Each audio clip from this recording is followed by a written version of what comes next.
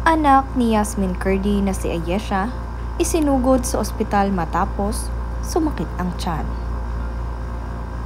Bago ang lahat, huwag niyong kalimutang mag-subscribe at pindutin ang notification bell para maging updated sa ating mga susunod na video.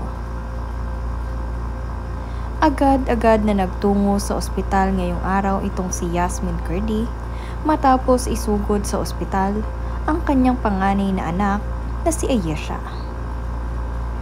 Dali-dalian nga silang nagpunta rito mag-asawa dahil itong si Ayesha ay sumasakit ang tiyan, nagsusuka at dehydrated. Ito nga ang rason ng kanyang pamimilipit sa videong napanood nyo kanina. Bumisita nga rin ang kanyang nakababatang kapatid na si Raya. Kaya naman napakasaya nitong si Ate Ayesha dahil nandirito na ang kanyang pamilya. Ngunit kinakailangang umuwi nitong si Mama Yasmin dahil kailangan siya ng kanyang nakababatang kapatid na si Raya. Kaya naman walang magawa itong si Mama Yasmin kung hindi ipagdasal na lamang ang kanyang tuloy-tuloy na paggaling. Ang sakit pala sa puso, yung wala ka magawa.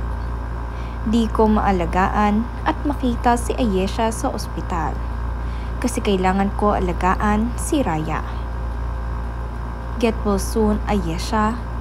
Ang hirap pakinggan ng sigaw niya dahil sa pain. Nakakabaliw. Pray lang talaga ako kay Lord na sana maging okay ka na. Yan ang sabi nitong si Mama Yasmin sa kanyang post.